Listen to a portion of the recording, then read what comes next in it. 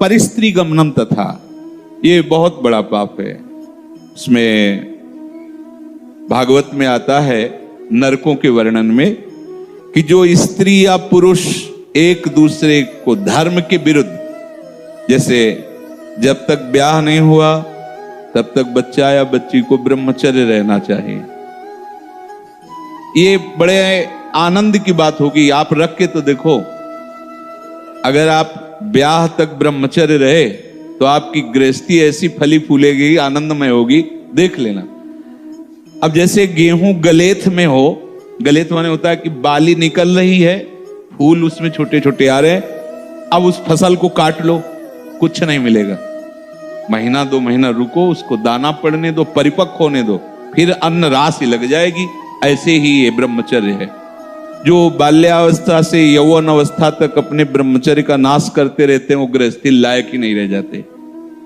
मतलब वो बात नहीं होती जो जीवन में होना चाहिए, गृहस्थ धर्म के लिए अनिवार्य। तो जो बच्चा और बच्ची ब्याह नहीं हुआ तब तक ब्रह्मचर्य का पालन करे, और जब ब्याह हो जाए तो पहले तो ये था कि नाव चले जाते थे, गांव के नाव ठाकुर, वो ब्याह तय कराते थे। ना बच्चा देखता था ना बच्ची देखती थी। कितना निष्ठा, कितनी श्रद्धा। पाणी ग्रहण के समय भले वो देख ले कि फोटो वाला जमाना ही नहीं था, कभी किसी को जाना हो तो अपने लोगों में यहाँ शहर जाकर के वो पर्दा वर्दा लगाए होते थे, बैठ जाओ, वो जैसे कहीं जरूरत पड़ी उसमें। ऐसे मोबाइल ही नहीं था पहले की बात। कितनी श्रद्धा, विश्वास। कैसा है रंग, गोरा काला स्वभाव, कोई मतलब नहीं। माता पिता या कोई तय करे आयो, जब पाणी ग्रहण हुआ उसी समय स्वीकार कर लिया कि आजीवन निर्वाह करना है, चाहे जैसे स्वभाव वाला हो, चाहे। बड़ी पवित्रता गृहस्थी में देखी गई, बड़ी पवित्रता, बड़ा जो यहां तक मर्यादा। लोग इसका मजाक उड़ाते हैं। मजाक तो तुम्हारा उड़ रहा है, देखो ना, देखो ना, मजाक उड़ रहा है तुम्हारा। तुम्हारी क्या स्थिति है, क्या स्थिति है, अपने आप देखो तो आप खुद अपना मजाक करने लगोगे कि हमने अपना जीवन मजाक बना दिया। धर्म में सामर्थ्य होती है, धर्म में बहुत बड़ी ताकत होती है। ये जो बच्चे खिलवाड़ करते हैं या जो लोग खिलवाड़ करते हैं जानते नहीं। उसमें लिखा है कि जो स्त्री शरीर पर पुरुष से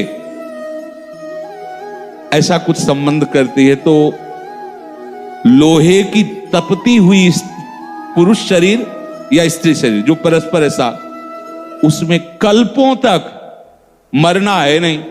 कितना दाह होगा।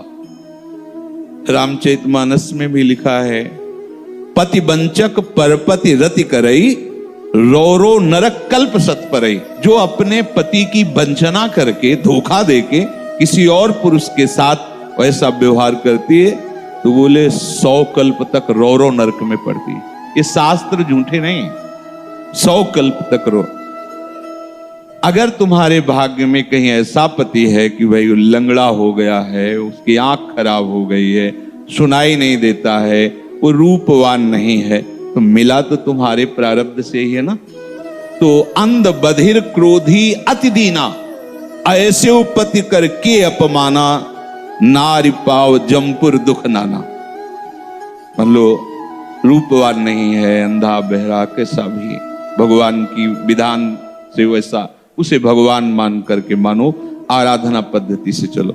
अगर पुरुष अपनी पति का जो भाव स्वीकार किया है उसका त्याग करके धोखा देकर दूसरी किसी स्त्री से, ऐसा घोर नरक का अधिकारी होता है वो। अगर ऐसा तो व्यभिचारी की बहुत बड़ी दुर्गति होती है। तो ऐसा कोई न समझे कि हम परिस्त्री गमन करके गोपाल शास्त्र नाम कर लेंगे तो पाप से बच जाएंगे। बकाया सामर्थ्य इतनी है कि अगर आप आज तक गलती हुई ऐसी, और आज से स्वीकार करो कि अब लो नशानी अब ना नशे, और आप भगवान नाम कीर्तन करो, गोपाल शास्त्र नाम कीर्तन करो, तो निष्पाप हो जाओगे। वो पाप आपको भोगना नहीं पड़े। पर अगर आगे फिर कर दिया तो पीछे का ब्याज सहित जुड़ जाएगा। ये उन्हीं के लिए है, अब लो नशानी, चाहे जितना बड़ा पाप हो गया।